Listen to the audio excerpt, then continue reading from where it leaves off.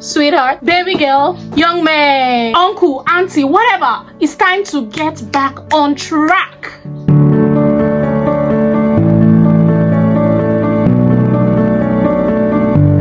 Hey, welcome once again to my YouTube channel. My name is Rose Camel and I'm so excited to have you again today. I hope you have a wonderful time. I mean, I understand life has been lifing, things have been going quicker than we thought. Like, we were just in January and now what? We are 100 days to Christmas. Ooh, I could almost swear that we have not gone past the month of March.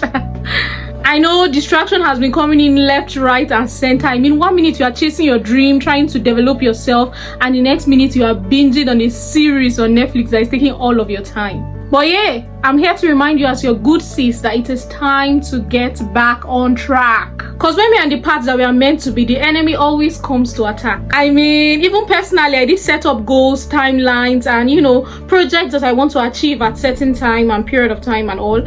And then because of the desire to gratify my flesh a little, I'm binging on Netflix, I'm watching a movie or two, and before you know it, I'm a whole week behind, a whole month behind, and almost a year behind. It is beyond us, and these things are very spiritual. Like when you read the Bible, you see a lot of people that were distracted. You see David forgetting about his calling and then frolicking with Bathsheba and all of the Uriah drama and all of that. You see Moses being so angry at the Israelites that he forgets the purpose of his calling in the first place and all of those things, right? So yeah, distractions has always been the devil's tool to hinder us from becoming all that we can be, all that we are meant to be. These distractions come in different ways. I mean, they could even come in form of discouragement. I mean, you started the year with all of the energy and you are doing everything that you've planned to do, everything that was laid in your heart, you are going at it and you're not making enough progress, and then suddenly you're already distracted and you're like, I'm not doing this. Or it could even be in form of procrastination. Like, I was supposed to make this video a long time ago, and even yesterday I wasn't sure I was going to shoot this video, but at every point I'm like, let me finish this task, and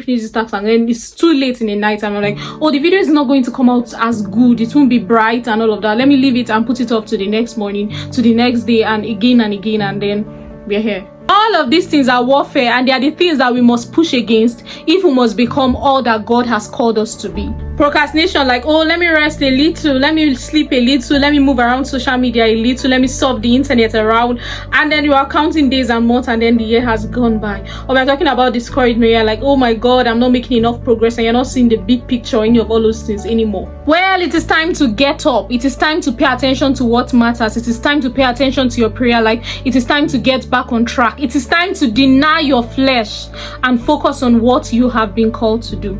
These oppositions is not because you're doing the wrong thing. It is mostly because the enemy knows that you're on the right track and he knows what you would amount to. He knows that you're making progress and he's trying to fight against God's purpose and God's will. I mean, we're talking about the enemy, the same enemy that even tried to distract Jesus. I was like, forget about all this coming to die for people on the cross. Focus on this, bow before me and let me give you the whole earth, and so that you can govern over them, rule over them, and all of that.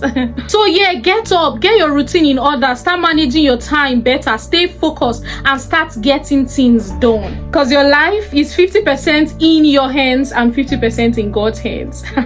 Every area of your life is connected to your spirituality, which is also connected to your productivity, and then affects your physical behavior. And in the end, it controls your entire life traversary. So if you can win the battle in your mind and say no to all the enemy's distraction, if you can be a bit more disciplined and you take your Christian life seriously, you're already on your way to winning in life. But if you let the enemy to continue to win, you will fall off, and then at the end of the day, you suffer shame and you find it very difficult to rise. The guilt and shame will be so much that it will try to keep you down. But God did say, come to me and I'll provide your needs. And this need not be just physical or material needs. They could be emotional needs. I mean, emotional strength, capacity to push through, ability to be resilient, and all of that can be provided by God. And that's why the enemy is fighting against your prayer life and the ability to pray. I mean, think about Moses. It must be hard. And when I read the Bible, I try to really relate it. Like if you are reading the book of Numbers, you realize that these people were just against him. Imagine trying to lead people and every time they're like, you are this, you are that.